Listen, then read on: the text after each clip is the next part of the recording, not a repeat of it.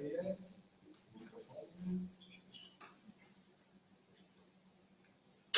Tak, to do tego zakładam samą materię.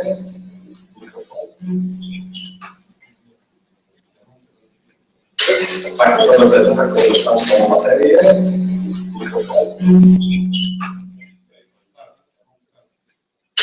Tak, to do tego.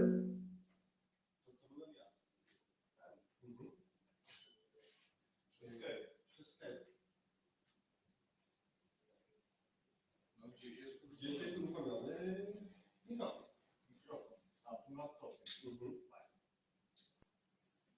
Nie, ten. Tak, tak.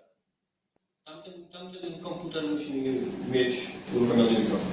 No, musi. Tak. No i dlatego było mnie słychać. I dlatego to jest nie klar. No. No i dlatego było mnie słychać. I dlatego to jest nie klar. No. No i dlatego było mnie słychać. I dlatego to jest nie. Tu jest.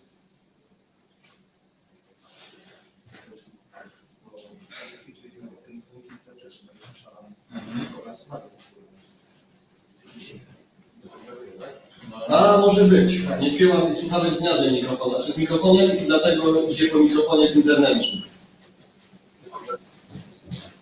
Tylko, że jeszcze ten się bezpośrednio zapewne. Tak, tylko teraz, żeby nie było takiej sytuacji, że ja któregoś dźwięku nie będę miał w zapisie.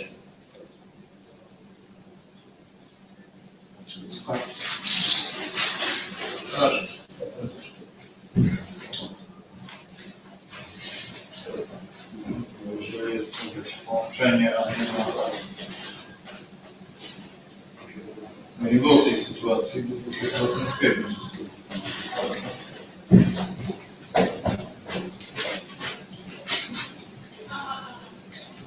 Bo ja potrzebuję mieć, tak jak ostatnio, tłumaczę.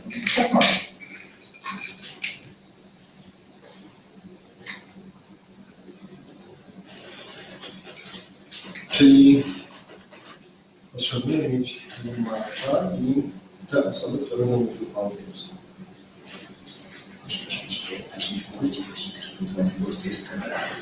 A, proszę. To jest syrop, tak? Nie, tak już. Co? Więcej tam tylko. Czy nawet wąska dość. Czyli to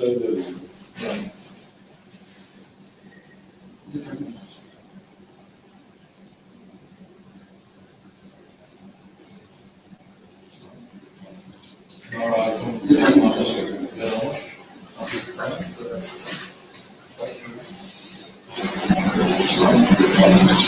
ale to ma też wiadomość.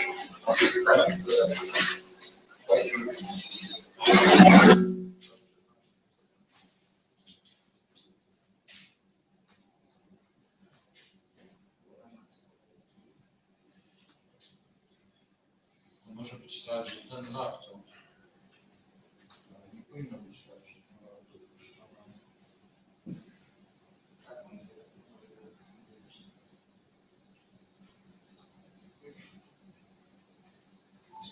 Nie mają się włączać z mikrofonu.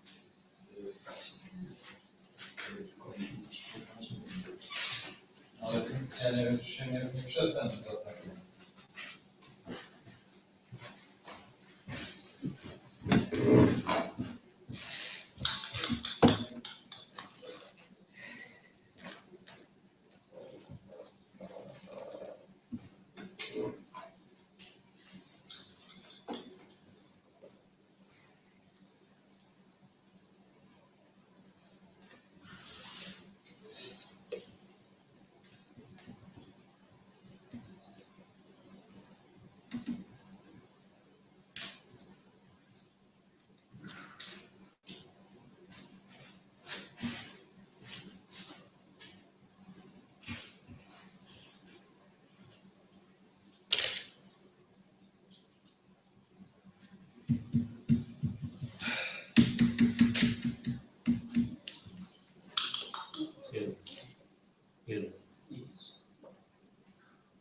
Jeden. Co to na muzyce jest?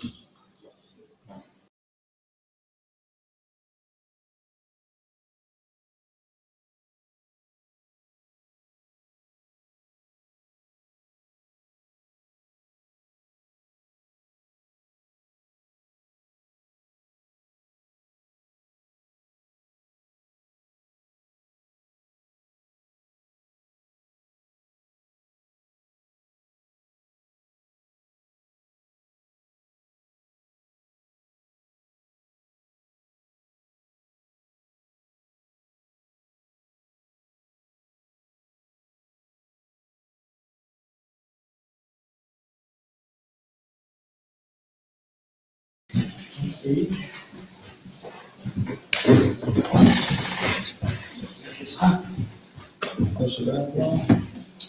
Ręce, please take a seat.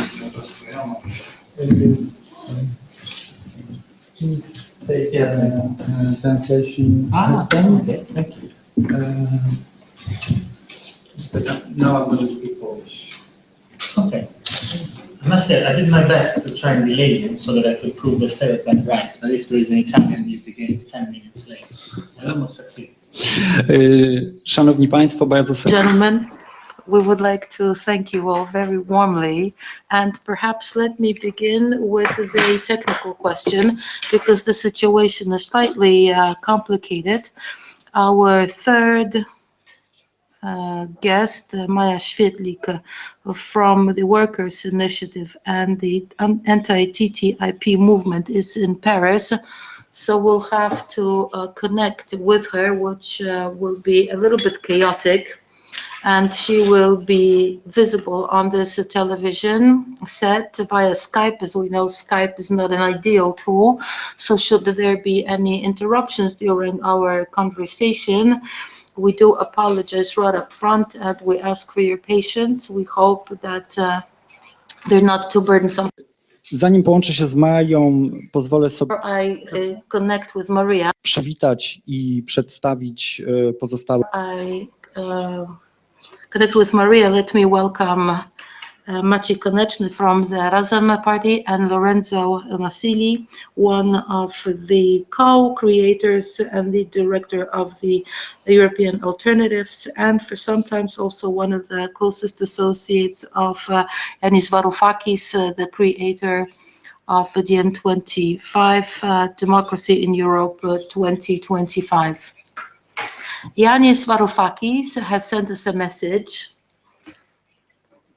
which we will soon play on this very television set. It's a message on the occasion of the Quran Festival, but also on the occasion of this discussion here that is going to touch on the question of solidarity in Europe.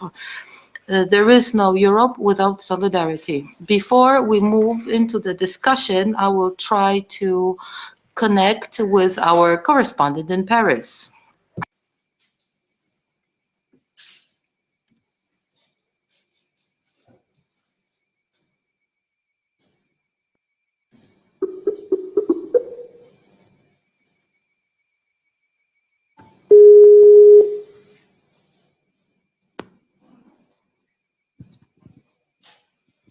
Halo, halo.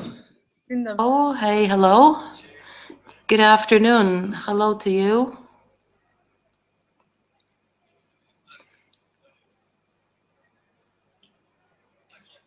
As I've mentioned before, Maria Świetlik is here with us, and hello to you, Maria. Maria Świetlik represents the Trade Union Workers' Initiative and the International European Transnational Anti-TTIP movement. Hello to you, Maria. Hello. Can we make this a little louder? Can we make Maria on a little louder? Okay. Teraz w porządku?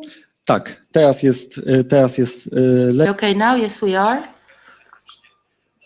Jesteśmy w takim. Hello again. So we are here in this international group faced with the following paradox, namely our Polish guest is in Paris and our Italian guest is in Warsaw, in this very room.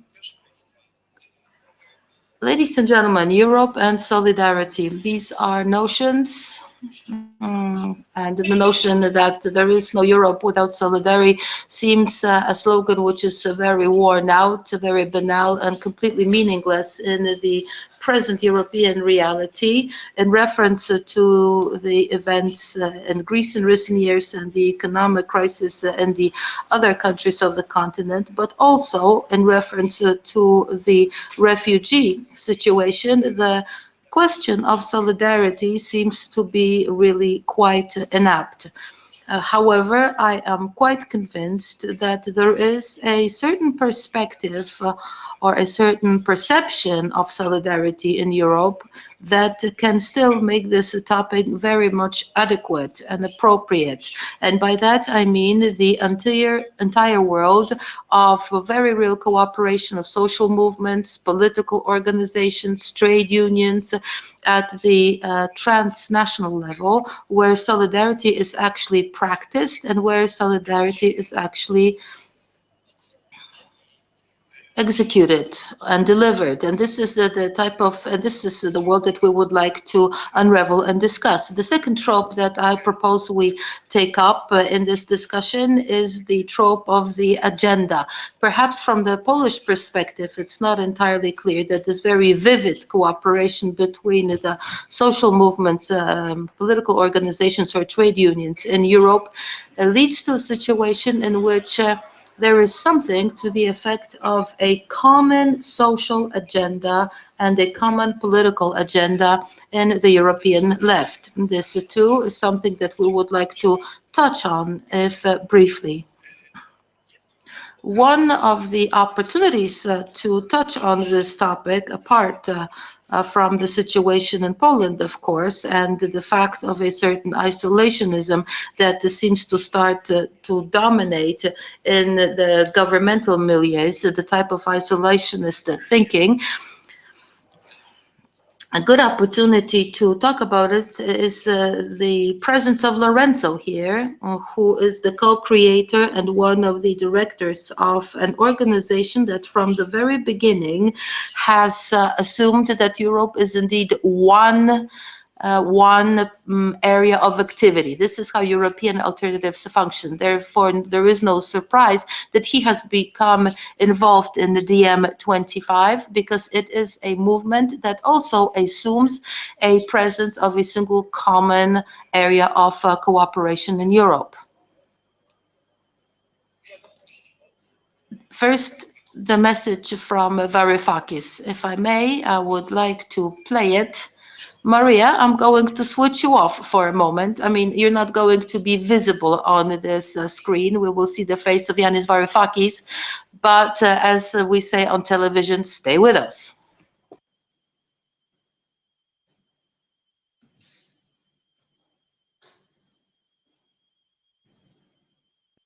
To all of you at the Jacek Kuron Festival. Hello, everyone.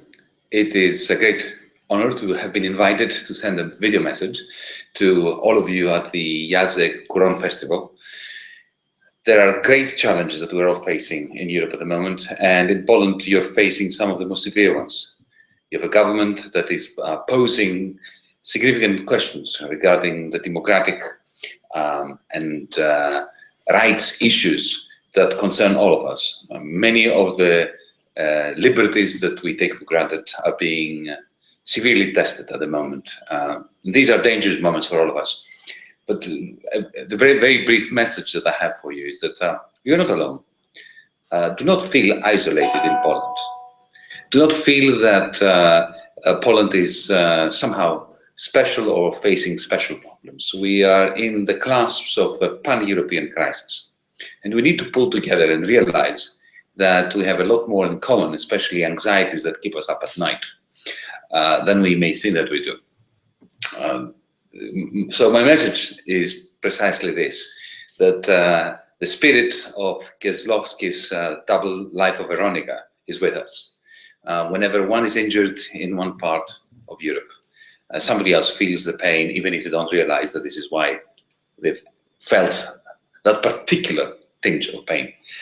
The recent mobilizations of progressives in Poland in defense of democracy and in defense of fundamental rights have been an inspiration to all of us. And I would like for you to think that what we're doing at DiEM, the Democracy in Europe movement, the infrastructure that we're creating across Europe, from the Baltics all the way to Portugal, from Ireland all the way to Greece, in France, in Germany, throughout Central Europe, North, South, East, and West. This is your infrastructure for embedding your concerns and your activities and your activism and your innovations. We have a great deal to offer Europe, And the support that we are feeling wherever we go throughout Europe gives us a lot of strength. So we have important personalities also supporting us. Not that they are more important than the average person who remains anonymous, but we have Ken Loach, since I've already mentioned a Polish director, I'll mention a brilliant English director. We have Noam Chomsky from the United States. We have John McDonnell, the shadow treasurer of the United Kingdom. We have Brian Eno, the musician. We have Caroline Lucas, the leader of the Green Party of Britain. The list is very, very long. I'm not going to tire you with all of it. Poland is an intricate part of the European project. And speaking just for one last second as a Greek, let me tell you that we have also in common a tradition of curiosity for the rest of the world, for the rest of Europe. We Greeks had Herodotus, you Poles had Richard Kapuscinski. We are in this together. So let's reach out to one another and let's create a pan-European movement that is absolutely necessary in order to treat systematically the systemic crisis that is affecting the whole of Europe. Thank you.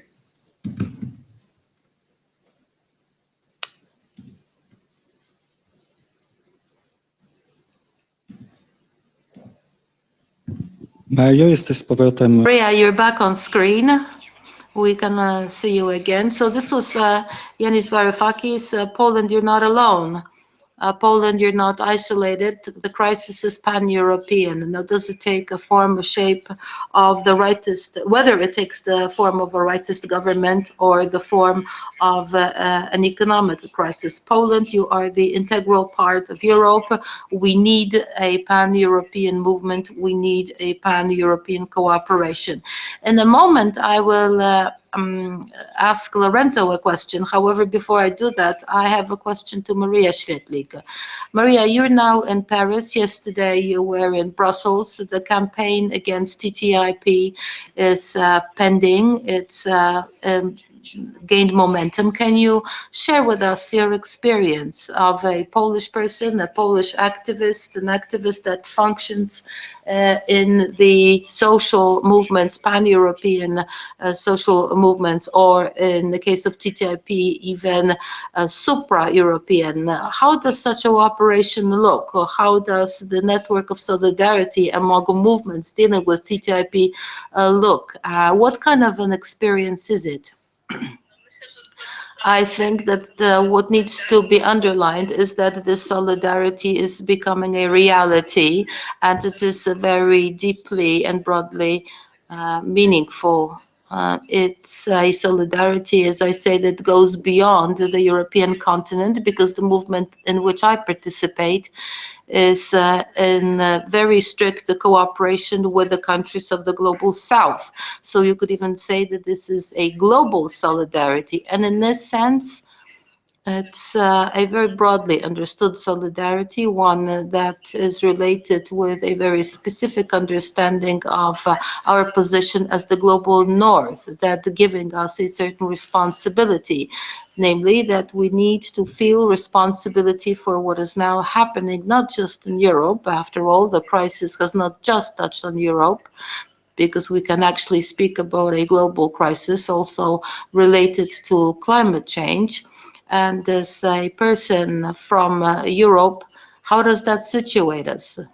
It situates us in such a way that we feel a responsibility, historical responsibility, but also it leads us to a responsibility that we need to take now in terms of what we can do for change. So the movement against the TTIP or the CTA, or also in cooperation with our friends in America, also a movement anti the Trans-Pacific Agreement, on our part is an attempt to try to redeem our sins, if you will, from the past. And something that I find attractive as a person from Poland is being able to go beyond from this very narrow perspective of the capitalist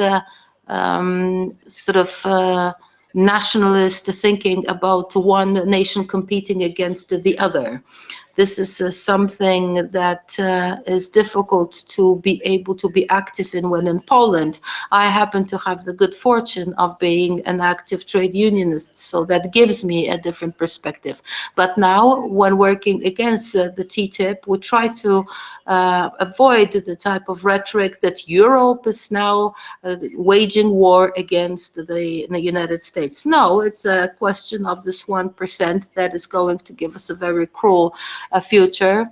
The 1% of the society against the 99% of the society who, after all, should represent the society as a whole. Well, of course, we do not want to try our luck, but it seems that the international network of movements which are against the TTIP seem to be rather effective. It seems that it is possible to create a movement or a network of movements which are pan-European and which are able to stop socially hindering or socially detrimental solutions globally. This is an optimistic vision of a solidarity of social movements and also a social and political effectiveness of transnational cooperation in the political arena. What do you think? Well, perhaps I would stop for a moment and tell you what the activities of such movements look like. These are meetings of activists, of trade unionists, but also non-governmental organizations of different types, and also different types of grassroots movements, different people, activists, but also people who are academics, researchers, and universities. And this exchange of information among us has two aspects. First of all, we produce and distribute knowledge, which is of paramount importance, particularly that we're dealing with the clandestine agreements. So written also in a very complicated commercial and legal jargon. So it's also a very interesting experience with that regard. How people who have not been educated in these areas, such as myself, who's an anthropologist of culture, can gain knowledge at a very high level. And thanks to that, participate in debates with people who have been much better prepared in this domain. And furthermore, apart from this exchange of knowledge, we also create common or joint campaigns and strategies. What is typical of the movement is this is genuinely grassroots. Namely, it's not a representative democracy. Namely, there are no delegates that have to have some kind of a mandate to be able to participate in this movement. No, anybody who's interested can simply hop on board, join in, is then assessed on what he or she does, and whatever the legacies there may be of old culture, be it symbolic or social capital, these notions play no part. And for me, who have a person who's attached to this anarchist type of thinking, is very important that the solidarity doesn't have to be hierarchical. And I'm also happy that you've also mentioned it, that it's also very effective what we do, because now we have faced this gigantic machine of the European Union as a complex of institutions, but also against the huge machinery of commercial or business lobbying. And despite that, thanks to the solidarity and the non-hierarchical nature, we are successful.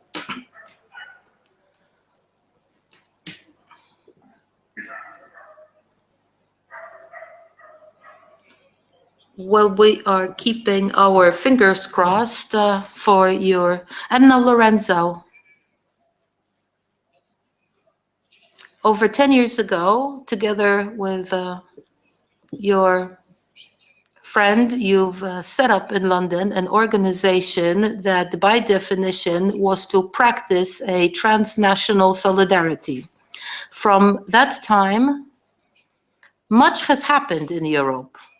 I mean, the democratic outbursts in 2011, particularly in the southern part of the continent, and that is also your experience, because European Alternatives, you have your seat in 5 countries. You are the director of the office in Rome. So this question of the Southern European movements have touched on you personally, and we know that these movements have also led to very lively cooperation, some movements in Spain, Greece, Italy, but also a little bit up to the north. Movements who are in constant touch with each other, organize joint campaigns, and sometimes also convene congresses. So DM is also a result of this dynamics, I think. I mean, correct me if I'm wrong, but I think that a time has come that a need became apparent to create a movement of movements from all of these networks, something that would be over this network of cooperation.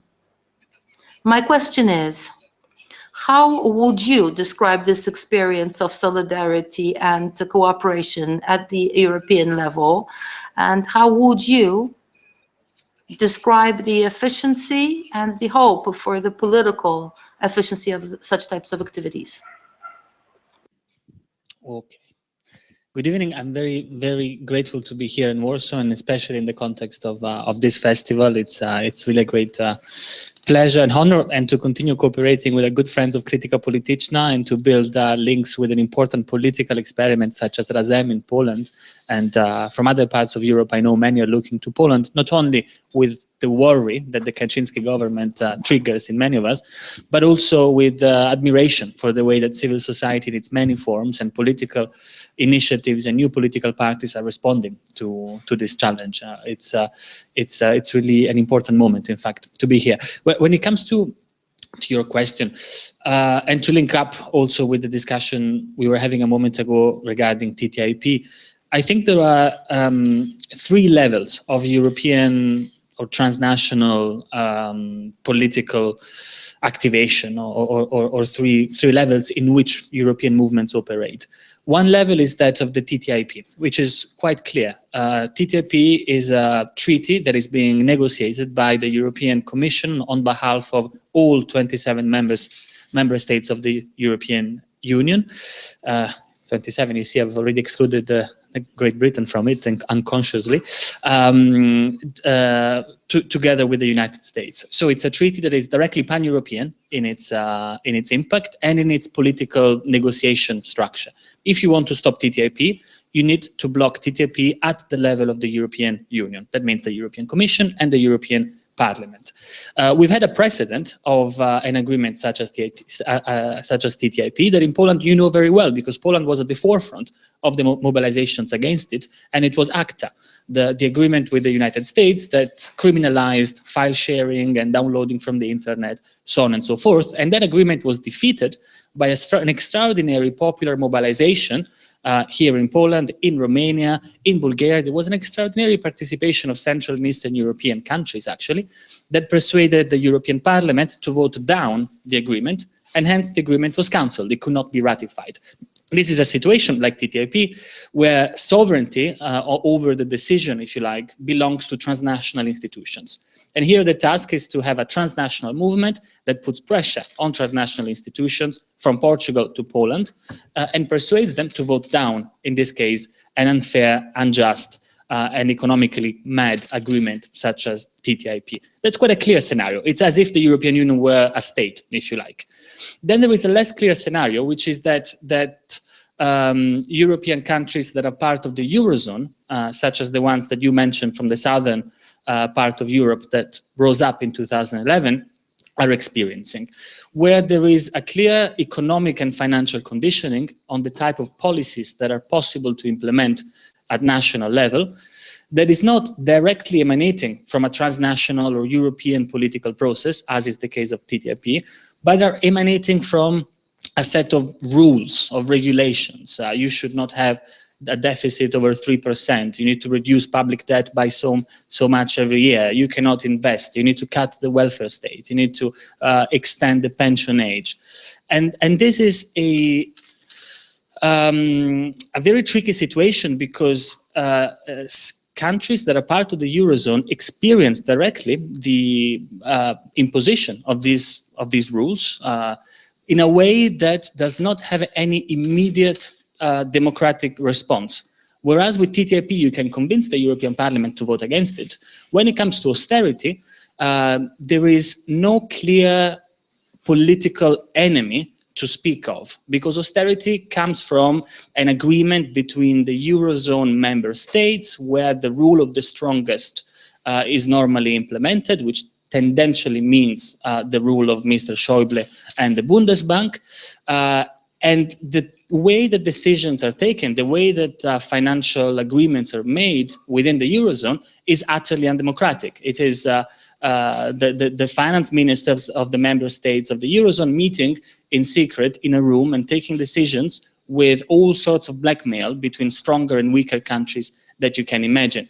And so there, what you need is a type of European mobilization that is able not simply to convince, such as TTIP, the European Parliament or the European Commission to vote against it, but something more systemic, something more constituent, if you like. The question there is to challenge the way that political decisions are taken within the Eurozone and to make that decision-making mechanism democratic and liable to the impetus, the arrival of social forces, of democratic forces, and to make the possibility of change within the structures of governance of the Eurozone possible, because at the moment it is not. So there is a constitutional question, if you like, when it comes to the transnational movements within the Eurozone. But I don't want to speak too much about that because I need to finish soon, and because I'm in Poland, and I think that you have a limited interest in the matters of the Eurozone states. But even beyond the Eurozone, there is something that is, and this is the third level, there is a kind of cultural, political consensus on how things should be done that is present throughout the European Union, whether you are in the Eurozone or whether you're not in the Eurozone. There is a certain consensus that welfare state needs to be cut, that financial services have to be protected, that the banking industries have to be bailed out when they enter into problems.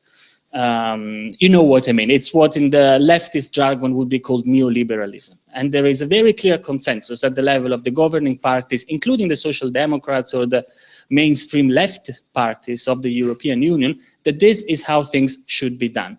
And then what happens is that the moment the Europe-wide consensus, center-left and center-right, Christian Democrats and Social Democrats or post-communist forces agree that there is no other way than reducing the welfare protection, making poor people pay for the losses of the bankers, so on and so forth, the space is open for extremist, often right-wing parties to take that space. Because it is no coincidence that in Poland you have a party that's perceived in the rest of Europe to be right or extreme right-wing, but it is implementing social policies that are often the demand of leftist parties, the pension age, for instance.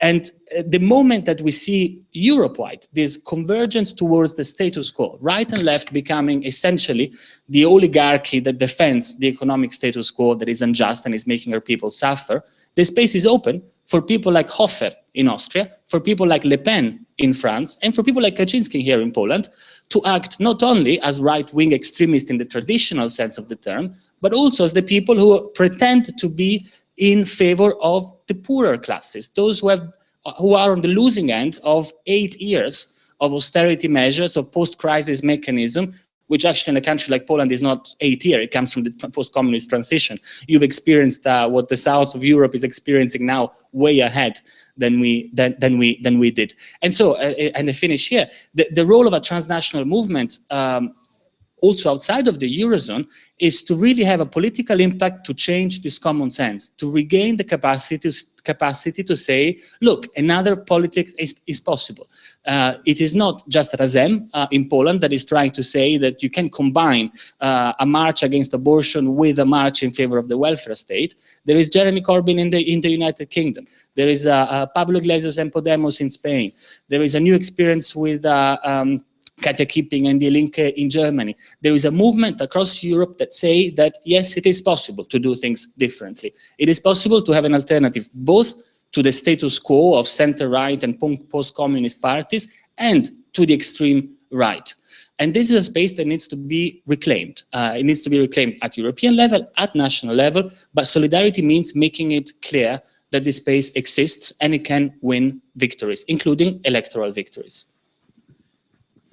Bardzo dziękuję. Lorenzo, ja tylko się... Thank you very much, Lorenzo. Just to make sure, Maria, that you can hear us fine. You can, that's good to know. Okay. Maciek, Lorenzo has enumerated a number of people and formations that we know about here in Poland, formations that come from the European left. The best known and commented upon, especially in view of the still unclear political situation in Spain, is Podemos. We'll go back to that in a moment when I talk to you as a representative of Razem, a formation which fits into this band of political activism together with other new left-wing parties in Europe, as you're taking root in that sphere. However, before we do that, Maria, when she talked about the coalition against TTIP, she pointed to an area of cooperation among different types of organizations. She mentioned NGOs, the trade unions. She talked about grassroots initiatives, which often come from anarchist movements, autonomous movements. So it seems to me this is one possible area of cooperation and acts of solidarity by practicing cooperation, sometimes as effectively as it has happened with TTIP. Lorenzo mentioned a slightly different process which cuts across all formations and tectonic plates, from the small left-wing groups and movements all the way to political parties, including parties in government such as Syriza in Greece, or parties which have left a very deep mark on the political map, such as the Spanish Podemos. He also mentioned the space where we should resist some new trends in Europe and open the door to a new, different Europe and a new, different politics that is possible. He made explicit reference to your slogan at Razem. So let me start with this question. In your opinion, what kind of cooperation should be established among parties in Europe, especially that this united Europe is still one where parties are of national dimension, so their cooperation takes on a different quality. Is this something important to you today at Razem? Are you thinking of it? Do you think this is possible in terms of being more effective in influencing the European agenda in the European space? And how are you going to face this challenge, if you are, the challenge of forming new cooperation among left-wing political parties in Europe? Well, that's a lot. Let me start by saying that Razem has signed the manifesto which means that as a party we fit into the systemic movement in Europe towards a more egalitarian democratic system. So 2 points here. We do it as a party and we fit into the system. And I think this draws your attention to the difference between Marysia and myself, because I didn't really agree with what Marysia said about the experience of being an activist in the political left. Let me outline my story very briefly to highlight it more clearly. When we talk about a solidary Europe, and I think that Europe is not solidary, that Europe is dominated by the German government or the big capital, well, this kind of Europe has no future. The tensions which we see arising mean that the status quo cannot be maintained. If we want to continue the European integration, we have to go towards more solidarity. And I think that solidarity should become a systemic principle for Europe. This is why I'm so skeptical about the idea of networking in social activism. The legal foundations of a future Europe should rest on the principle of solidarity. And so my story, this may explain why I have this perspective. As a left-wing activist, I was initially engaged in national movements for solidarity. Attack Poland, we had about 20 members, we were totally irrelevant, but then Attack Germany had several thousand members, Attack in France had several thousand members. So my sense was, we are completely hopeless. Okay, I'm part of a structure, but that means that myself and another guy were protesting somewhere in Katowice against the Bolkenstein initiative that nobody knew about in Poland anyway. So it didn't work for me. And then I had an experience with Polish-American grassroots social movements which brought a glimmer of hope, which didn't work for me either, at least the way they started as grassroots initiatives and movements. But then the watershed for me was when political forces, political parties appeared in Europe challenging the existing systems such as Podemos, Syriza, HDP in Turkey, the Slovenian left-wing movements, and Razem. So the real change came with the experience of Pablo Iglesias. He said, stop saying that we are cool and start looking at how effective we are in taking power, in taking control and changing the rules of the game. I agree that social movements can be effective in protesting or stopping some completely absurd initiatives such as TTIP, although at this point the Hungarian government has rejected TTIP and the Hungarian government has perhaps more clout. But when I talk about European solidarity, what I'm talking about is solidarity as a principle enshrined in the system of states and a united Europe. And I'm quite skeptical about solidarity understood as a practice of networks and movements or movements of movements. On the other hand, and that's also very important, I'm pretty sure that to make change happen at European level, as we know from the difficult example of Syriza, we need supranational solidarity. The way I look at it, and that's my traumatic experience, we started at the same time, we had a lot of power, we thought we would change the world, and then Syriza, they had their necks broken, and that was tough for us too. But and then maybe we can revisit this when we talk again about Varoufakis's intervention. Well, the way I see it, it couldn't have happened otherwise, not because the ideas of the German finance minister were better than Syriza's program, but we didn't have enough troops to make things happen, to make change happen, we need to have the government, not just in Greece, but in many European countries, when the status quo is crumbling and there are many other challenges to rise to power, especially the extreme right, we need to do something. Instead, we need, at this time, to have effective political institutions in many countries. The status quo is crumbling, so they should be in a position to come to power before the Nazis do. So when I think about European solidarity,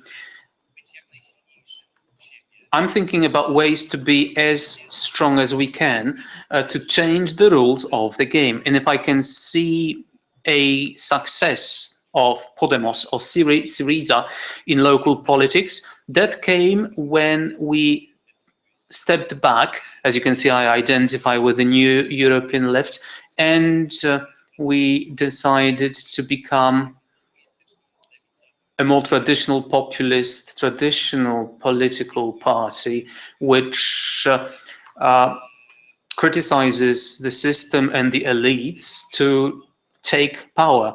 We stop looking at ourselves, we look outside. Just one last comment. How do I think this could work at a European level? Well, there were radical left-wing parties which were used to not being in power, that thought they would never come to power. They were corrupt and compromised center-right parties, the Christian Democrats, and then everybody thought there is no alternative, nothing can change. This came to an end with the new left-wing parties, which brought some hope to break out of this conundrum to become a solidary Europe. Thank you very much, Maciek. Maya, you've been called upon, so I feel obliged to let you speak, but of course, Lorenzo, after that, I would very much like to hear your comments on that.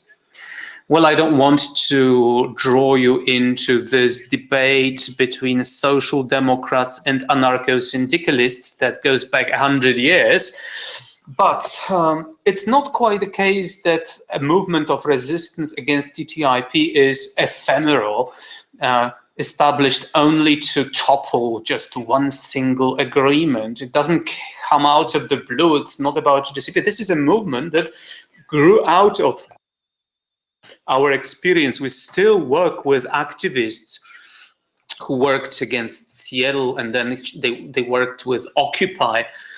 We have Susan George, for instance.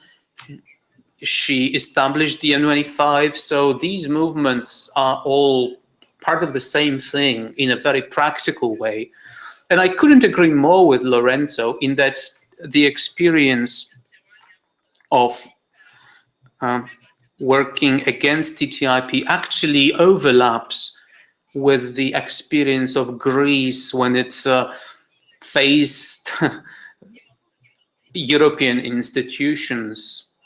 The only conclusion is that the institutions are inefficient, undemocratic, completely bereft of, well, that we are completely bereft of any influence over those institutions, such as the European Commission, and even more so the Council of the European Union, which is even more difficult to influence, and they still play a very important role. So in this sense, we see eye to eye, but TTIP, the anti-TTIP movement, will not convert into a political party because it is not its goal to come to power. We are beneficiaries of the fact that we still have some very decent people among the European members of parliament, MEPs, from the Green Party, from the Pirate Party, from Podemos, Syriza, and we work with them a lot. But I don't think, well, I don't really like it that Maciek drew this very strong line of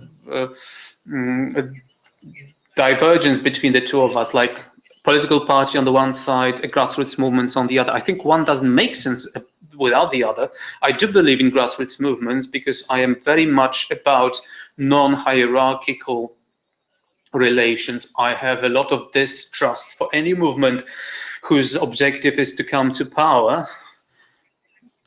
And if you take the history of the socialist movement or social democrats, you know what happened to the noble ideals when they tasted power too much. And also, the anti-TTIP movement has developed a lot of specific alternative solutions for future politics, which go well beyond trade agreements and investment agreements. It's also about social justice. That's one of the key issues there. And what makes this movement different from other movements, grassroots social movements, is that it has also engaged people working for sustainable farming. In Poland, that's a non-issue. In Poland, left-wing parties don't even think about the interests of farmers. That's our deficiency, for sure. And I do believe that grassroots movements may open up to cooperation with political parties on the left wing and also peasants' movements, farmers' movements, and the trade unions, of course. Thank you so much. Lorenzo, if you followed the lead of Yaros Varoufakis, the question is why Varoufakis, who was such an influential politician in one of the most famous new formations in the political scene in Europe, Syriza, he went through this very specific and concrete political experience being a minister of finance of one of the EU member states and the Eurozone. Why? After what Maciek called having their necks broken as Syriza, this breakup of Syriza, if you look at the history of that party, which was then in government, why did he decide to create a social movement, to take a step back, or sideways, perhaps? Maybe this phenomenon will bring us closer to this debate. What do you think? You talked to him about it? Yes, yes, and I will answer you, but let me just add one thing on this last exchange, because you need to be a little bit careful. What Podemos represents is not the autonomy of the political party, but a new confluence of grassroots movements and vertical representation. We've had in the past the Occupy movement, the first Indignado movement of 2011, this great celebration of horizontality. It was all about assemblies, diffused ownership, which was interesting and important, politically perhaps not so effective. Onto this horizontality, the Podemos experiment, the Podemos hypothesis, as our friends say, inserted a vertical axis, which was the axis of the political party, with a strategy, a committee, a mediatic presence. But that did not mean that the horizontal line somehow became second-rate or it became less important than the party structure. So the question of movements and grassroots movements, by which we don't have to mean these minuscule, small-scale group of extremely radical leftists who only speak amongst themselves. But the question of movements, and TTIP is probably the greatest movement that we have at the moment in the European Union, is utterly essential to constructing a new left-wing party that makes of this exchange between grassroots and vertical representation it's key. Otherwise, we haven't learned anything from the experience of Podemos and also from the experience of Syriza, which is the confluence of grassroots movements and the verticalization of those movements through a political party structure. Then, when it comes to the European question, Igor, that you were raising, I think that Yanis saw, obviously, firsthand, all the limitations of national government. Especially, but not exclusively, within the Eurozone. He began with the possibility of challenging and changing the austerity regime of the European Union, or at least of the Eurozone, and he faced a wall and a complete lack of permeability, a complete lack of capacity to change the political structures that he was facing, that he was addressing and fighting against. Now, the easy answer to that situation, which was really epitomized by the referendum a year ago in Greece and the complete capitulation of Syriza and the necessity to implement a memorandum of austerity, which is even worse than what they had beforehand, the easy answer would have been to say, well, forget the European Union. We need to go back to nation states. We need to go back to our own currency. We need to go back to our own sovereign walls and try to do things from a national perspective. That's what many are arguing, including many who used to be part of Syriza. Actually, not so many, small left splinters of Syriza. And that's what many expected of Yanis Varoufakis, actually, to face this failure, this defeat, with the obvious answer. But what I really appreciated in Yanis is that he didn't take the shortcut of simply saying, well, forget it then. I cannot change it. Then I go back to my own country. Because he knew full well as an economist that going back to your own country, unless you are the United States of America, doesn't actually give you much more leeway when it comes to implementing alternative economic and social policies. The example that we have today is Brazil. It's a country that's the fifth, sixth largest economy that has its own central bank, has its own currency. But the moment it tried to step a little bit out of line, they've just changed the government. And the government of Dilma, of the Workers' Party, is out of the picture. And you have a perfectly neoliberal government at the moment in Brazil that is making business as usual come back. There are many other examples. And instead what Yanis decided to do was to say, look, for those of us who live on this part of the world, what we need to do is to try and work together to change the structures of the European Union. Given that to try and simply address the economic policy of the European Union fails because there is no political clout, there is no democratic avenue to influence the economic decision-making within this constitution, this setup of the European Union, what we need to do is to work for a democratization of the European Union. We need to work for a transformation of the governance of the European Union so that it becomes possible for popular will to influence the kinds of economic, social, political decisions that are taken. And that's why the movement is not a movement for economic freedom, it's a movement for democracy in Europe, because he saw the democratization of the Union as the only possibility to give citizens the chance to influence policy making, including, of course, over the economy. For this to happen, and I close here again on the party question, for this to happen, what needs to happen is a great popular mobilization that can only be a multi-level mobilization.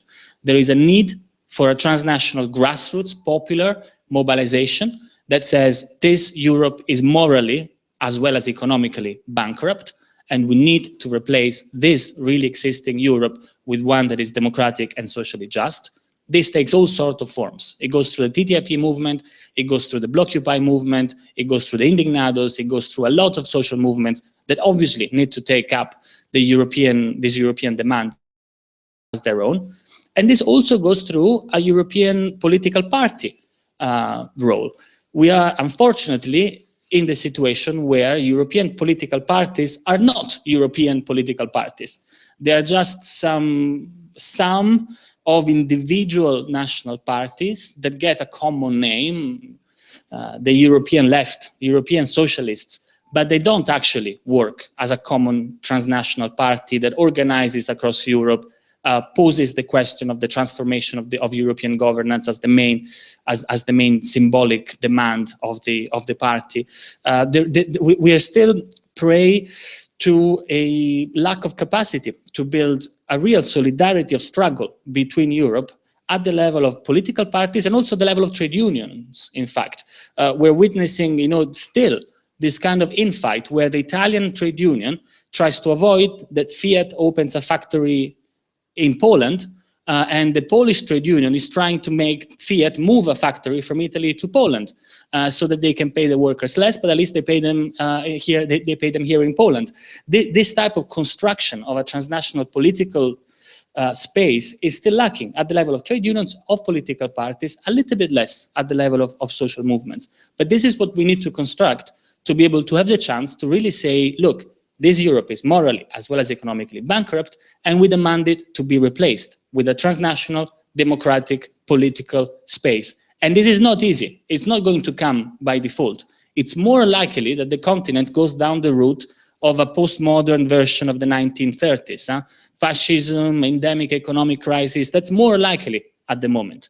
But what we need to contrast that with is not small-scale policies, but a very ambitious vision to reconstruct the constitution of the European Union and of our common political space. And that needs political parties, trade unions, and social movements all together. Maćku, 3 pytania. Okay, I have 3 questions now to you, Maciek. First of all, if you could refer or relate to what Maria said and also what Lorenzo has said. Secondly, no, actually it's 4 questions now that I counted.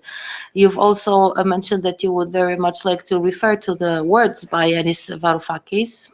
And thirdly, you've also mentioned the Polish perspective.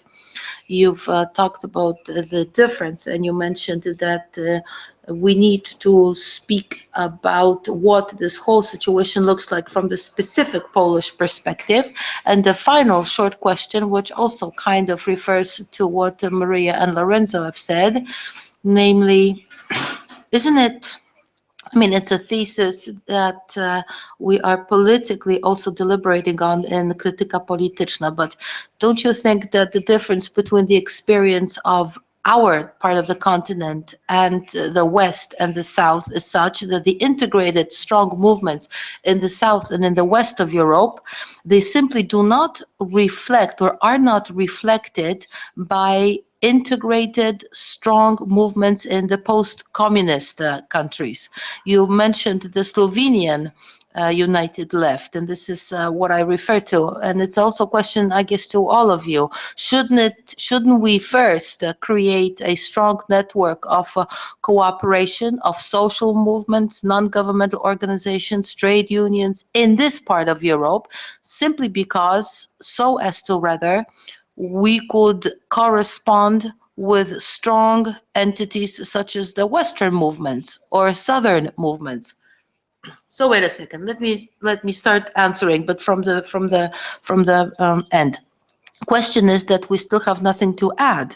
Well, it's cool. We can say, yeah, let's make a network of leftist social movements, trade unions that somehow kind of understand this European agenda in this part of Europe, and then nothing. I mean, if we add it all up, we'll still have maybe, 100 to 1,000 times weaker than our than the movements or than the structures in the West. The challenge that we're facing here in Poland, and I think perhaps we've made a bit of a progress, is how to mobilize ourselves and how to create such entities and how to invite people.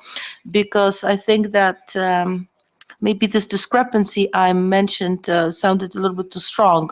We all agree with the fact that we are in a moment where the status quo cannot be maintained, and there is the risk that it may progress in a situation in which we would not want, and that we need to turn into solidarity and democratization. But for that to happen, we need to have the broadest possible mobilization of people at all levels.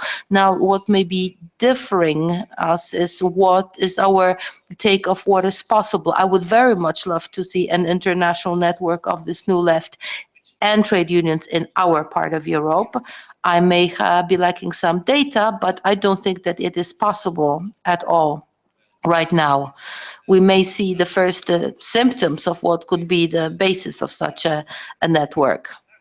So the real question from our perspective, from the Polish perspective, is that how do we mobilize the biggest possible forces to join in our common task, that being pushing Europe to the left and not to the right in this very critical moment.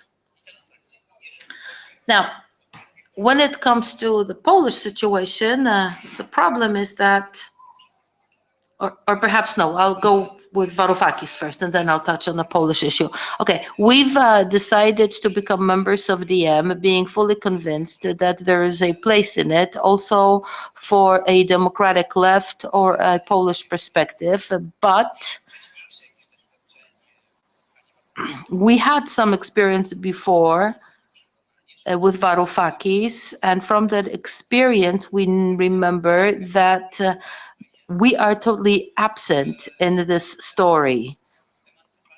So I think that it's more of a kind of a movement of emancipation, but with the omission of our part of Europe. So this is why we've also decided to join in, to remind everybody that we're here, so that we're not excluded, because we are dealing with the disintegration of the European Union, and this consolidation,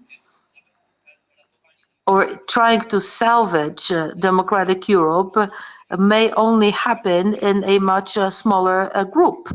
With the exclusion of Poland, particularly that the government now is trying to push us out onto the peripheries of Europe, undermining our belonging to the center.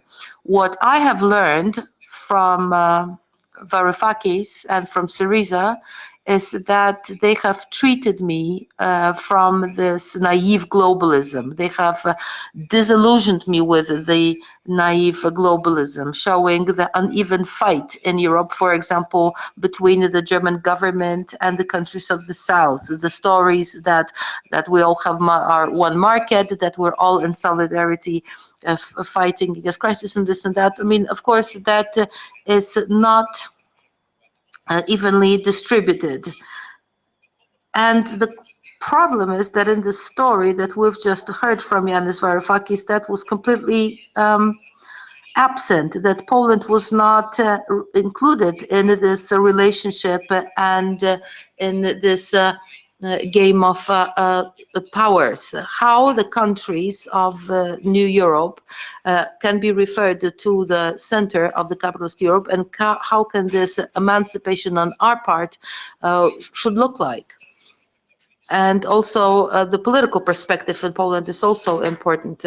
When we speak about Europe, we are speaking about two perspectives. So one perspective is that is the Eurosceptical, which is identified unequivocally as nationalist and rightist. If anybody criticizes the European Union here, then we automatically think that it must be somebody from the right. But on the other hand, there is this absolutely uncritical acceptance of the European Union as this modernizing force. Yes, we are aspiring towards Europe, which is understandable, because from the Polish perspective, the social, the democratic standards,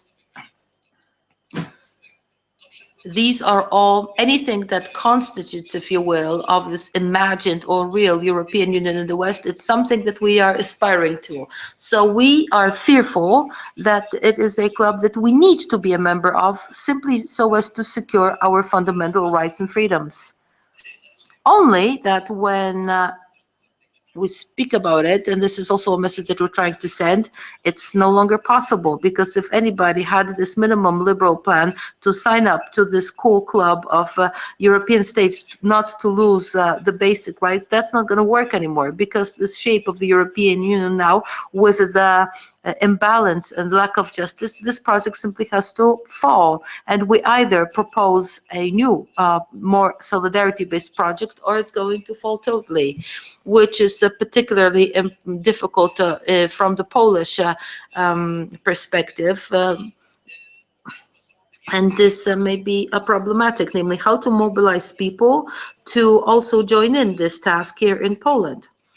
It's it's generally the question or the thing with the pan-national movement. So we know that the TTIP is one of the most important things that are now happening, that the decisions that are now happening will be one of the key decisions, and that this whole sovereign talk of the present government makes no sense if they subscribe to this project. I mean, nobody seems to be interested in the TTIP, but at the same time, we could say the same thing about the ambitious project of Europe and solidarity. So we have, these are the things that we need to fight for.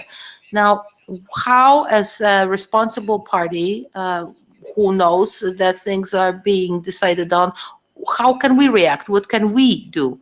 Well, we can join in all the possible networks of Europe and solidarity, but generally, we need to gain force so as to send a message out about the inequalities, about the working rights, about the housing, etc. Things that people understand, condition their daily lives, so that when the time comes, we will have enough power to push in the right direction. And we simply have to pump it up, build some muscle. And we need to be able to mobilize the positive and appropriate emotions. The problems, though they're fundamental for our future, they do not mobilize popular emotions in Poland, and that's the problem. Let me perhaps throw in a comment here, namely, we always come back to the question whether the banners of the European Union that are there flying over all the demonstrations and protests from Bulgaria to Ukraine, the Maidan, of course not talking about, for example, the Committee for the Defense of Democracy here in Poland, but it seems to me that we do not appreciate the emotions which the question of European, or which the European question actually evokes in general in Europe. I mean, everybody in the European left, regardless of whom I talk to, they always ask, why is it that you're waving all those European flags at the demonstrations? Well, that's a problem. We also are a pro-European party, but every time we take a pro-European or European flag, then we are associated with the Civic Platform, which is the former party in power. It's not about Europe, it's about us. Well, yeah, true. I agree with that. But I mean, the image that you're presenting is that the European issue is just a question that's just so boring for the popular emotions that, we are already at in a lost position. And I think it's an erroneous perception.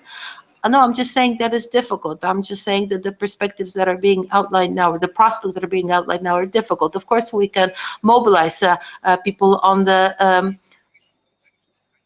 notion of sovereignty. Yes, let's like the Greeks did, yeah. Let's say no to the fact that we are governed by the Germans. The Germans have dominated the European Union, and this is why the European Union is on the verge of a breakdown. But if you try to sell this type of a story in Poland, you're immediately, automatically associated with a bunch of guys that we don't want to be associated with, like the Law and Justice Party. But if we're talking about a broader audience, it's so difficult to talk about it not being pigeonholed, either this or that way. Dyskusja zrobiła się trochę zbyt... Our discussion has become a little bit too local, so I'm going to shift it a bit. Pytanie, czy trochę następny wątek. So next question, or next trope. We've really at greater length discussed the technical issues. We've tried to kind of reflect on pan-European cooperation. We've talked about the different problems associated with it, contradictions associated with it, difficulties, but also hopes. Perhaps it would be worth the while, at least that's my experience as a person who's kind of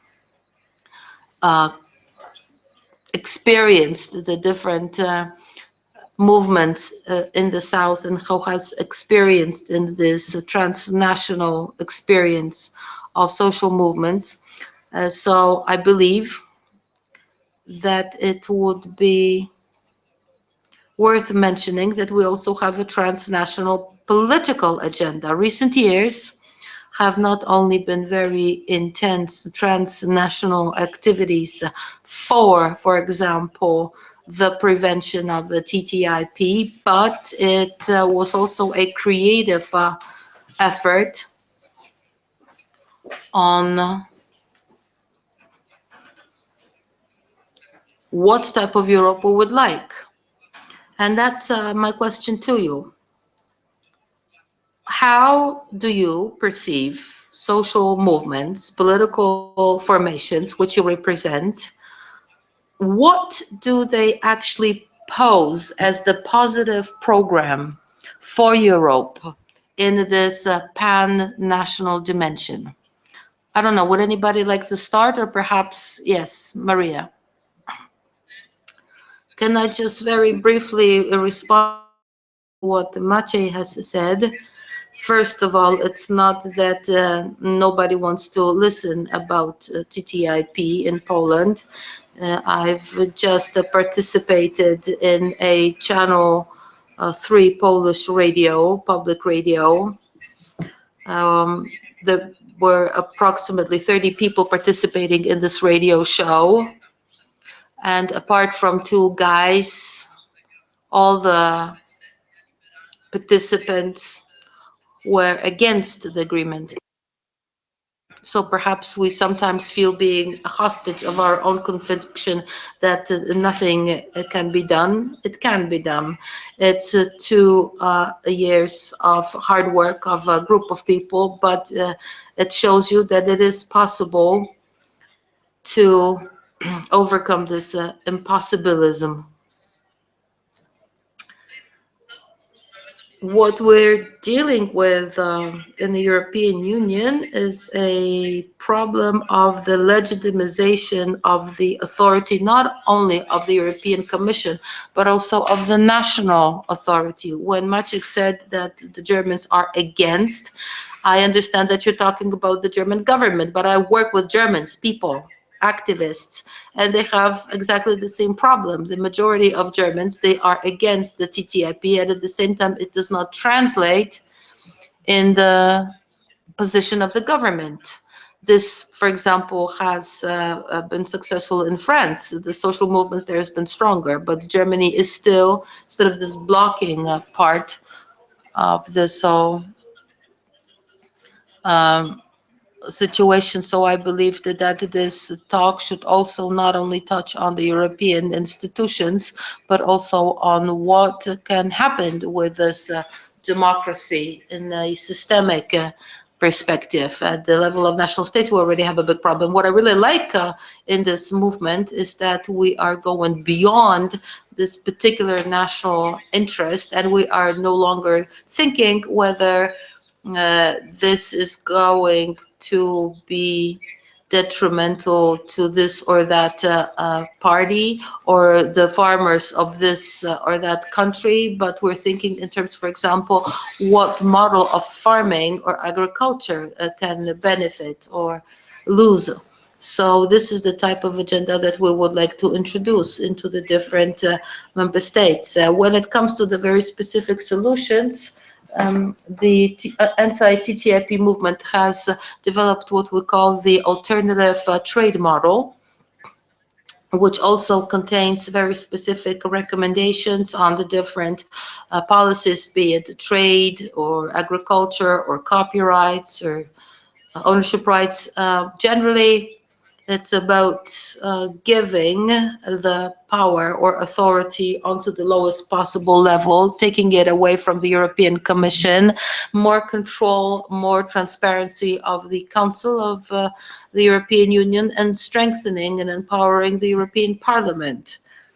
Perhaps not during this term, but maybe you have heard of this idea of creating a pan-European or to create pan-European electoral lists, so that we no longer vote for national representatives, but actually vote on the pan-European representatives, promoting pan-European thinking, which would go beyond this conflict of interest among the different countries, because we are actually a part in this game of interest. The difference that took place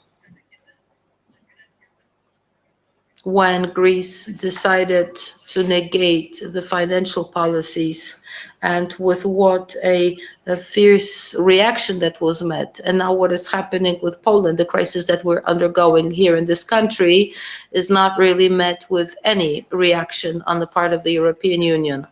So I'm saying this in the sense that the European Union today is pretty much founded on a representation of a very specific interest of the big business, financial or whatever.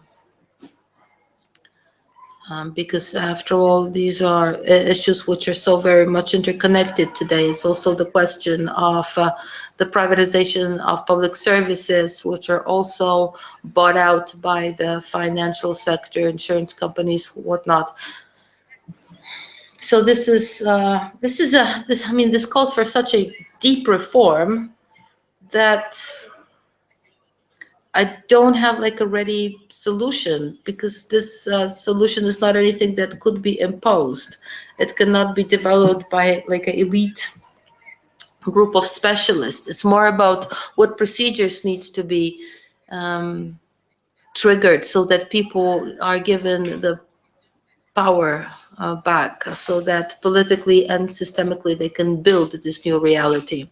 Thank you very much. I think that what Maria said can very well resonate with what DiEM25 has to offer, and with you, Lorenzo, because one of the very strong and very loud postulates of DiEM25 and Yanis Varoufakis is to finally arrive at, or to have a constitutional convention of the citizens of Europe, namely to create conditions in which not only we would implement some kind of a program that had been planned, but also to create conditions in which this program, in a very deeply democratic manner, could actually be formulated by, and pardon the trivial term, the people of Europe.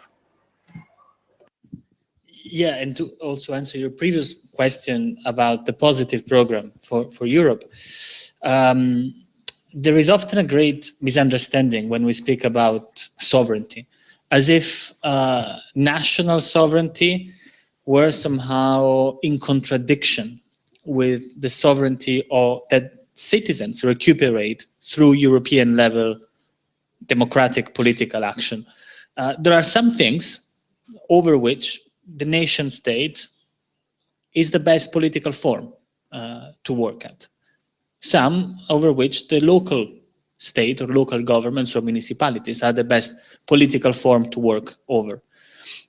There are some issues, however, that are completely beyond the capacity of influence of citizens of medium-sized national states, like all of the states of the European Union. And these are the big questions of the 21st century. They have to do with economic redistribution and the scandal of concentration of wealth to the top. You know the statistics of Oxfam that say that 62 men control 50% of the total wealth of the planet. This kind of robbery of the large-scale corporations, many of these people are people who work in the new economy, you can only tackle through a political space that's as large, at least, if that is even enough, as the European Union. Whereas at the moment, as you know, we have a situation where Google, Facebook, Amazon play European countries one against the other in order not to pay any taxes on the profit they make. Amazon pays 9% profit tax rate on the profit it makes compounded in the European Union. Google pays 13% in Italy, whereas a normal company pays 3 times that amount. So there is a recuperation of sovereignty that comes through European level work, for instance, when it comes to avoiding tax evasion of large multinational corporations and redistributing that wealth to the people, to use your terminology. There is a great challenge that comes from climate change and the challenge that climate change poses to our production model.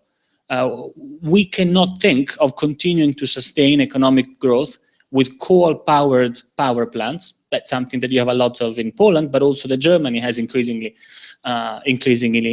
more of. We cannot think that the solution for the next 20, 30 years is going to be more cars, more consumption, more H&Ms, so that we can buy more clothes and throw them away and buy them yet again.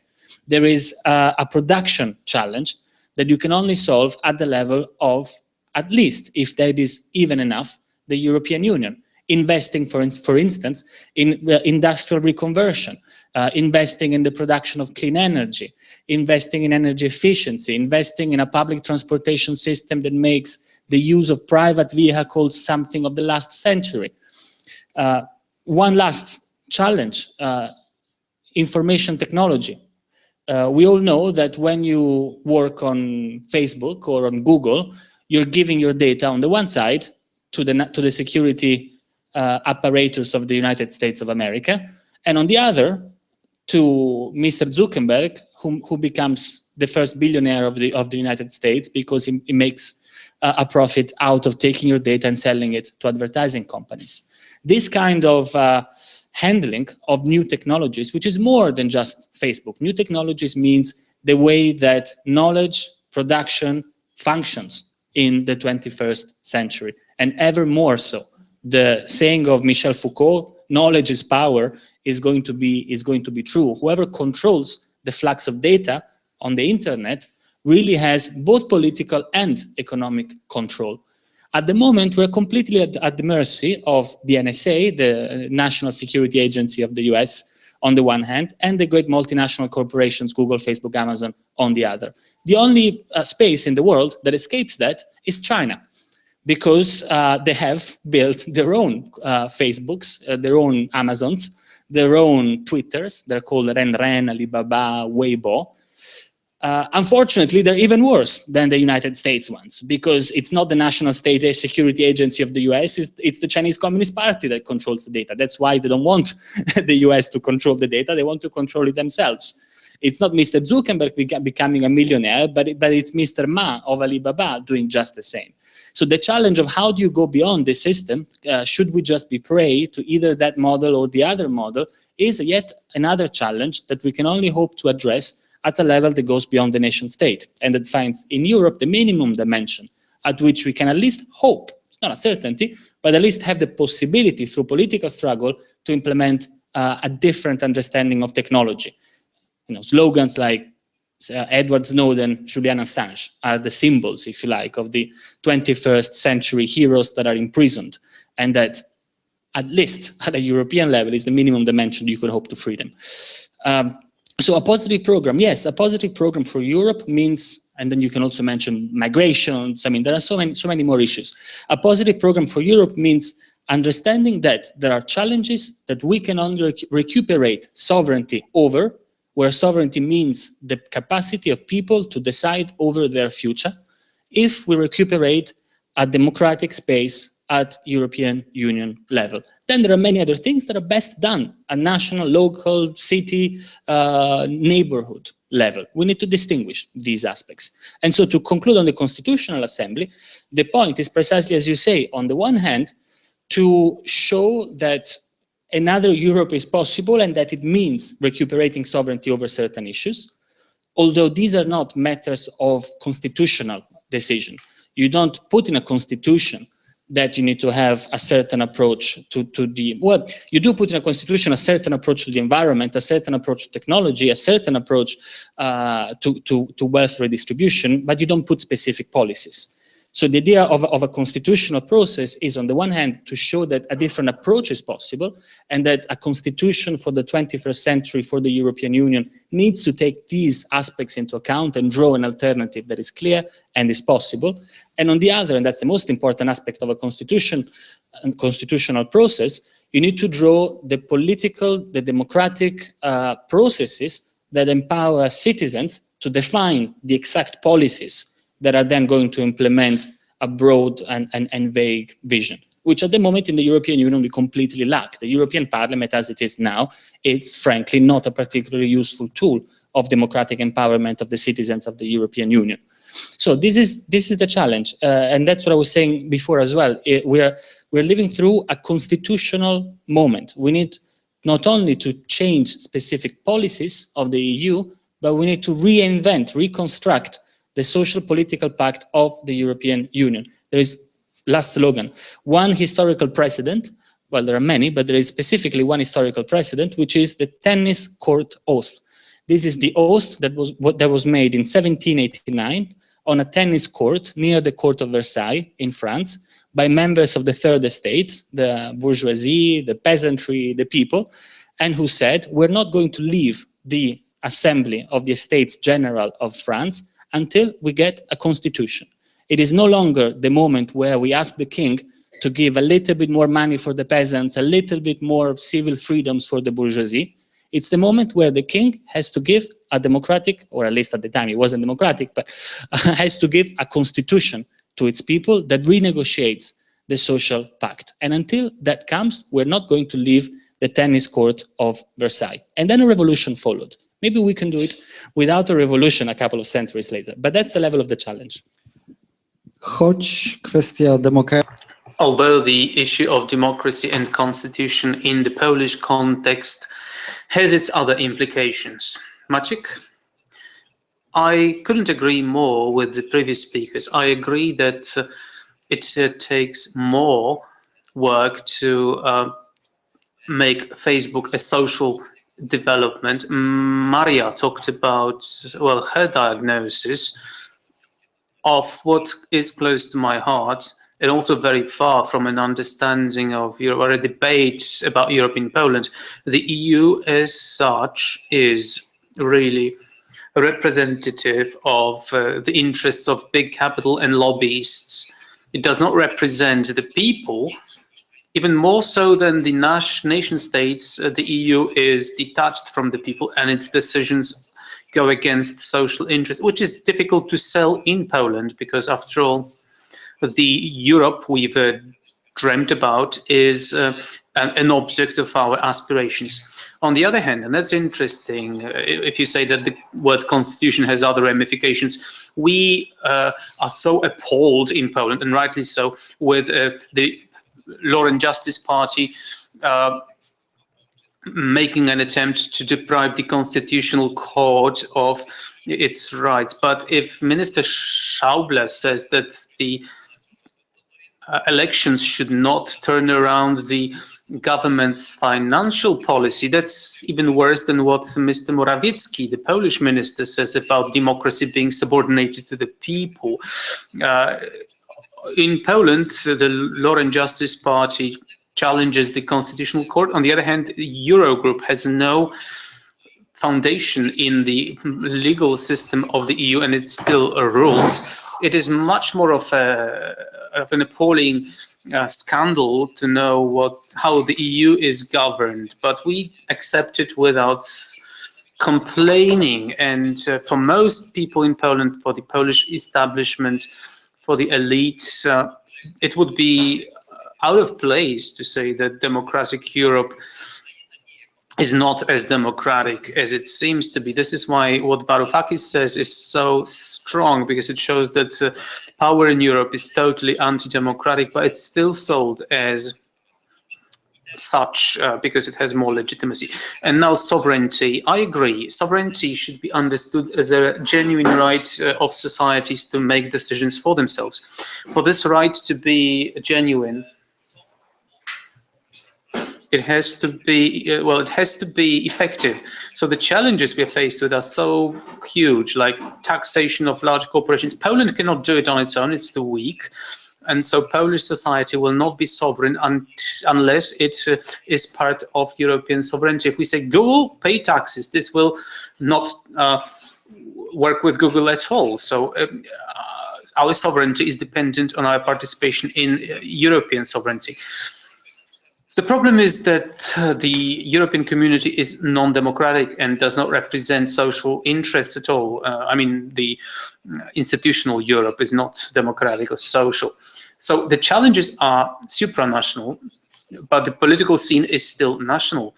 The identities are still national, emotions are still national, and that's the most difficult thing, the most difficult conundrum we're faced with. I agree that the European Parliament should be elected on a European list. The European Parliament should not be fragmented. It should decide about the whole European Union, and parties are accountable for how much money they get from Europe and not how much they contribute, and that shows how it works. And another part of the institutional program of democratization of the EU, that should be backed up with some specifics. And all I can say is very obvious. If somebody else appropriated Europe and the European Union and made it a space where the strongest that decide we have a single market without actual solidary mechanisms of redistribution on a large scale, because the EU budget for a federal institution is ridiculously low. We have the tax differences and unequal pay, unequal rights as employees, as tenants. And this should be changed. So we should work towards more harmonization of European standards in the EU. That would be the way forward. However, politically, that is very difficult to do. So my main question here is, how do we take power away from the bad guys and give it to the people? We should mobilize energy, emotion, and people to make it happen. Thank you very much. Now let me open the floor for questions and comments.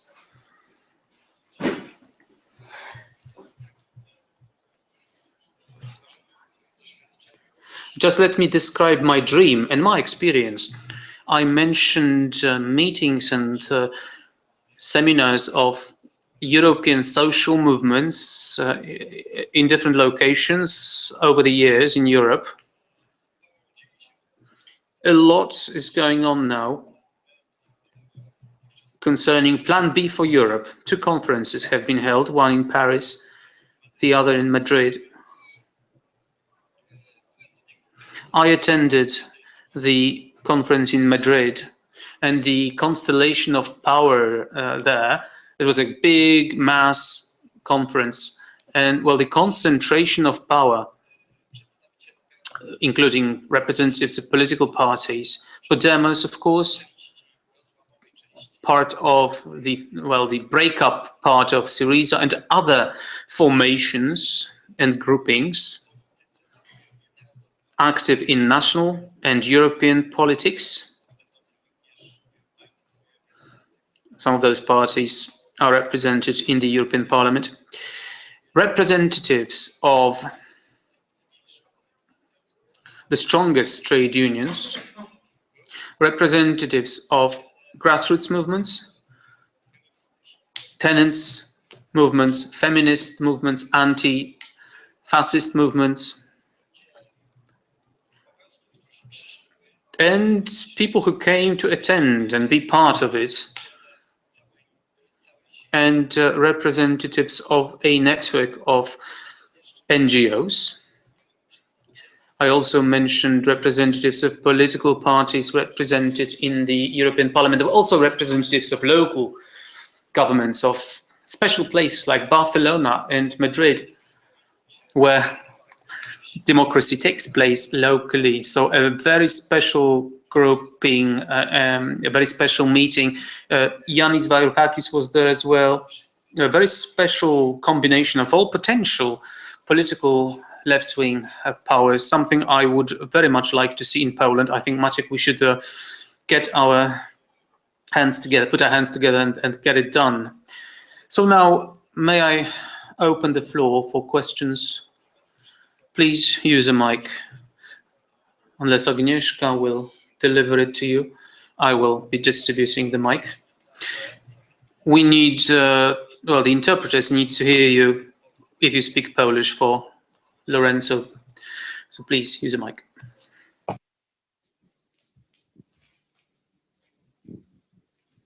Nie wiem, czy pan Lorenzo tak powiedział, czy tak zostało przetłumaczone.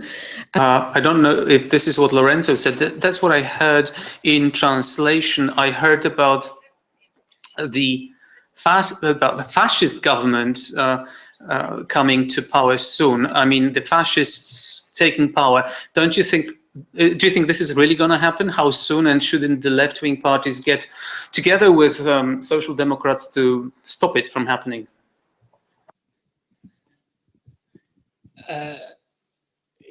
Fascism is a difficult word, and everyone understands something different by the word fascism. So I don't know whether a fascist government is going to come to power, but I know that an extreme right xenophobic, authoritarian government is already in power in Hungary, that a minister who openly praises Nazism is in power in the culture ministry of Croatia, and that you have your own problems with Kaczynski here in Poland.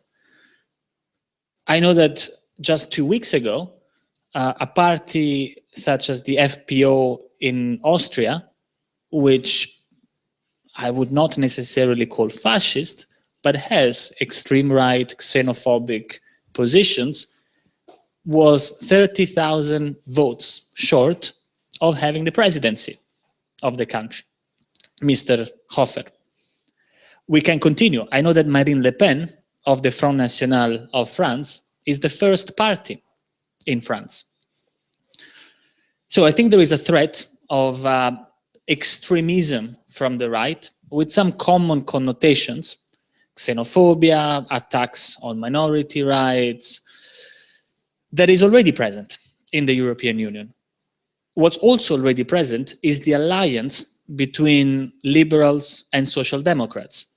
If you look around Europe, what you see is mostly the rule of grand coalitions between Christian Democrats and Social Democrats to try and keep parties such as these away from power. In Austria, you had a coalition of the left and the right, Christian Democrats and Social Democrats. In France, Marine Le Pen will not become the next French president only because the socialists and the right wing will vote for one another in the second round of the elections. In Italy, you have parts of the right wing in government with the social democracy of Matteo Renzi. In Germany, of course, you have a grand coalition between social democracy and liberals or Christian Democrats. So that is already happening.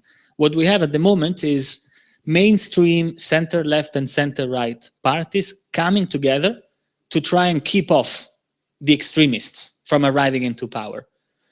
This is not really working anymore. It's perhaps just about managing to keep extremists away from France, maybe from Italy, but every time it's really getting very close, as we have seen in Austria just a few weeks ago. At some point, if we go too long, this game of everybody from the mainstream, from the establishment, come together because the extreme right is otherwise going to go to power, is going to make the extreme right come to power. What needs to happen is what we've seen happening in Spain, where a convincing, progressive, democratic alternative, such as that of Podemos, takes the place of the extreme right, becomes a hopeful, a happy, a smiling alternative for all of those who think that the status quo, the mainstream politics, is no longer working. And I don't think we can solve this situation by saying, let's stick together center-right and center-left to maintain what there is today. What there is today is, over the last years, making more and more people lose trust in the system. There is an inequality that's making more and more people think they're losing in the economic game. There is an incapacity to address all the challenges that are coming at us. The economic crisis, the debt crisis in Greece, the migration crisis now. So either we come with a progressive solution forwards, or simply barricading to defend the status quo, sooner or later is going to lead to the walls of the castle crumbling down and those forces on the outside coming into the castle, if that is not already happening. Wiem, że również do tego pytania chciałaby się odnieść Maja Świetlik. That Maja Świetlik and Maciej Konieczny would like to follow up on that. Maria. Thank you. This is a very interesting question. To go back to the tensions that you talked about between sovereignty and globality. Let me remind you where today's problems come from and why we need the EU. This neoliberal ideology, people who believe in it, who support it, who promote it, they have created today's problems. what we need is the European Union to change even bigger global organizations such as the WTO, the IMF, the World Bank, to stop plans of spreading free trade areas. TTIP is just one agreement, but the problem goes well beyond that. So in this context, today's problems of the EU within the Union and relating to the dramatic situation of migrants coming to Europe and a complete helplessness in the face of the crisis. This is a challenge that Europe has never faced before since World War II. We can see how inefficient our structures are, but we must also remember the reasons. So it is not a solution to restore and re-legitimize neoliberal power. This can only aggravate the problems. As Lorenzo has said, they are the reason why extreme right-wing movements are striving for power. They are coming to power in a very specific economic situation and political situation. We have the financial crisis, the rule of the Troika. The national governments have decided to solve the problem by putting public money into banks and forcing us all into politics of austerity. The only way this can end up with is a total erosion of trust in the government and right-wing coming to power. Like in the 1930s in Europe, how could you expect history to take a different turn this time? Especially the alienation of power, which has been taken up to the international level, has gone even further.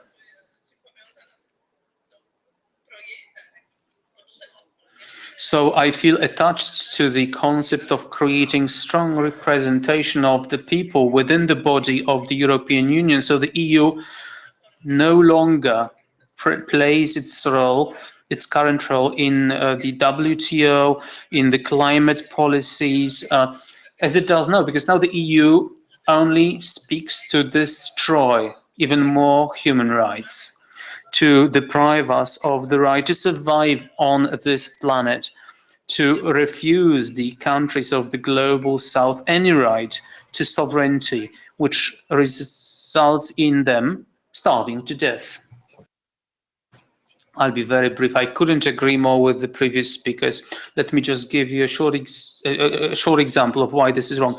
Hungary, Orban won the first election, and all opposition parties, including the compromised establishment, teamed up because they decided that they were at the risk of extreme right. So they teamed up, but in the next election, Orban won the constitutional majority. Unless we can regain the trust of the people for the political projects we are working for, the Orbans of this world will win. It's not even an option. If we follow the Hungarian example, we go their way. That's it. Thank you very much. Any further questions or comments from the floor, perhaps?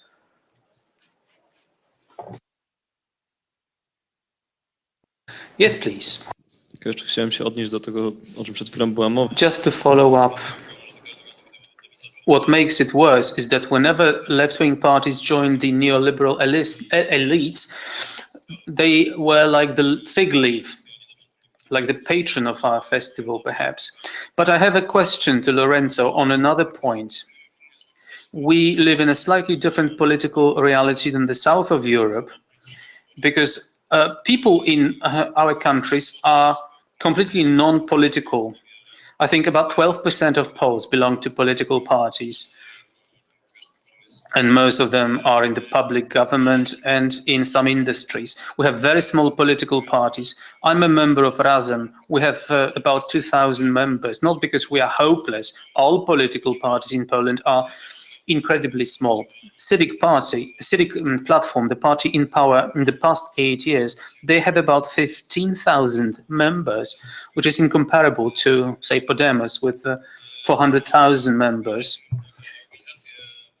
And NGOs suffer the grantosis symptom, and they cannot really operate outside the system of grants and dependencies between the government and the NGO. So my question is, how can we try and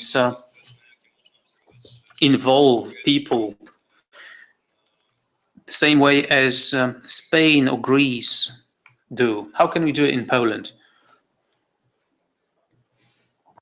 I cannot tell you how you can do it in Poland. That is for you to find out and then to do it.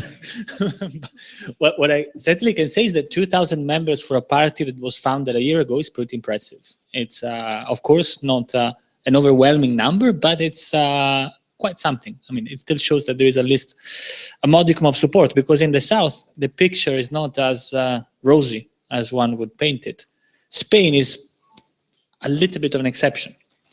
The situation is not the same in Italy. It is not anymore the same in Greece after the fall of Syriza the last summer.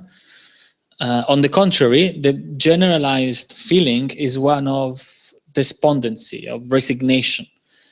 We had a labor law passed in Italy a few months ago, which is approximately similar to the law that Hollande is passing today, these weeks, in France. But whereas in France you have the large-scale demonstrations that you see on television, perhaps you don't see so much of that on Italian television. They tend to hide this fact. When in Italy they passed a very similar labor law, there were one or two very small-scale political demonstrations, and that was about it. So we're actually living through a moment of depoliticization, also in Italy. And what I think is common between Poland, Italy, the majority of European countries, in fact, is this feeling that the political offer is no longer something to be excited by, and that is actually able to address the concerns that you have as an individual. The status quo, the mainstream, the traditional left and right parties are what we discussed before, together in the fort to keep alive a status quo that is already dead. But on the outside, all that you see is more or less right-wing, more or less extremist political forces, or a very traditional left-wing, as we have in Italy. We have a left-wing party. It's a small party of 4 or 5%. You have the same people who were in parliament when I was born, and they just strike you as, you know, you've been losing for 30 years, you've been playing the fig leaf of the mainstream parties for 30 years. Frankly, you don't excite me anymore.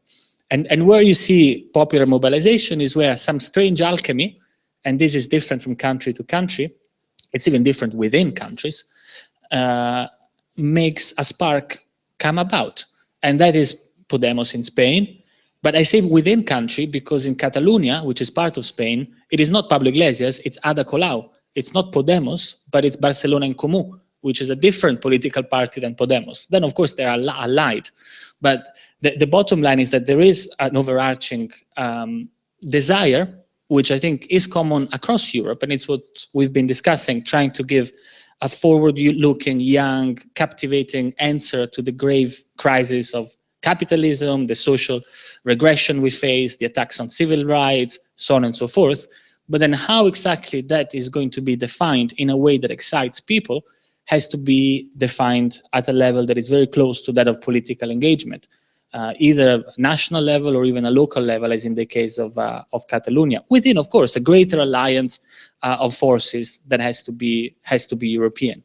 But one common characteristic that I think Razem understands very well is that it also needs new faces. It's time that European politics and European political parties have new faces representing them. We are an old continent, and our political parties tend to be represented by people who have been in politics for really very, very long. And that not only leads to a distance from the way that the world is going today and the way that political communication happens today, it also leads to a lack of legitimacy. Because if things have been going worse and worse over the last 10 years, The class that's been governing or even in opposition over those 10 years has to do one step back, and new forces, new faces coming from the social movements, from activism, from civil society, from volunteer work have to step up. But that's also up to us. That's why I'm really grateful. I mean, that the work the Krytyka Polityczna, the Razem in their different spheres are doing in Poland, because it's not just about complaining, it's also about coming one step forwards and to say, look, it's possible and we're going to do it. Pozwolę sobie na...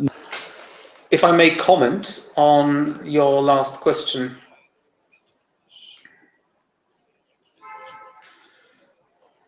And this could perhaps wrap up our discussion. I think I understand your observations when you're saying that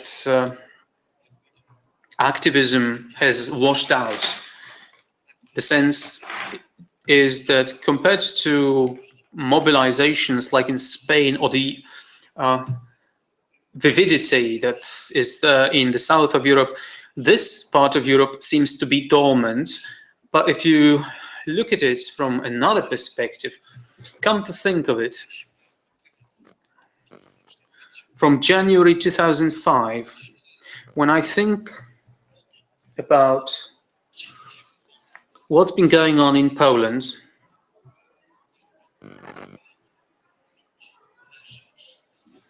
with people standing up for their own rights, interests, needs, and expectations. Let me remember, January 2015 started with a traditional strike of physicians, which was quite big and quite hot. I think after that, we had some protests of farmers. If memory serves well, right afterwards, borrowers who had debt in the Swiss franc came into the streets, followed by university workers protesting under the banner of the Crisis Committee of Polish Humanities. And then there was a strike at the University of Warsaw. At the same time, Inicjatywa Pracownicza, the employee initiative, opened some new projects on precarity. Razem happened at that time, and there were some turbulences around the presidential election, the parliamentary election. And then there was, well, what we saw was the beginning of mass-scale demonstrations relating to the new political situation, unseen in Poland for years. You've mentioned the numbers of people who are card-carrying party members, but I'm not so much more optimistic than you, but my impression is that we live in a country where what Italian political philosophy calls the cycles of struggle, well, in our country, yet another cycle of striving for deep, far-reaching changes and reforms. Well, we'll see how it works. We live in very turbulent times. Are we late protesting, following up on what people did in other countries of Europe in the late years of the last decade, including Bulgaria? Remember, 2 years ago, Bulgaria was practically faced with what we are faced with today. Hungary, if you look at the continent, including this part of the continent, Moldova, so this part of the continent, over the past 2 years, there has been ongoing strife and struggle, giving rise to very new and unusual forces, like the ones we discussed here today. And I do hope that when we have answered all these questions in a very practical, social and democratic way, should liberals go hand in hand with left-wing parties? Should right-wing die? Should left-wing get reborn? If the practice of political activism addresses these questions, because political social activism happens when people take their matters into their own hands.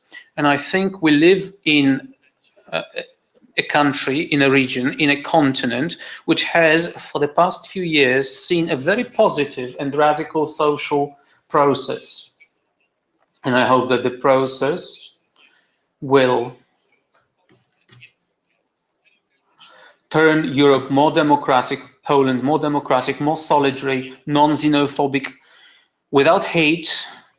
So Europe and Poland, which is a welfare state, smart and beautiful. Thank you very much to all our speakers. Maria, thank you for your participation, and have a good life.